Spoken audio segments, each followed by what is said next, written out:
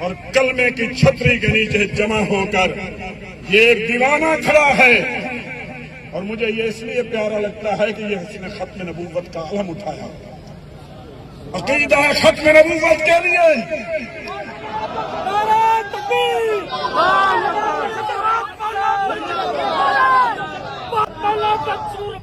آخری بات، اس کا یہ کیا ہے؟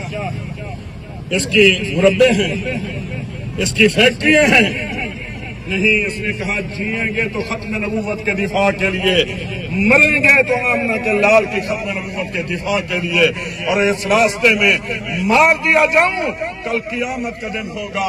نبی رحمت صلی اللہ علیہ وسلم جب کوثر کا پانی پیش کریں گے، کہیں گے یہ وہ دیوانہ تھا جس نے ختم نبوت کے لیے اپنا جینا اور مرنا سیکھا تھا۔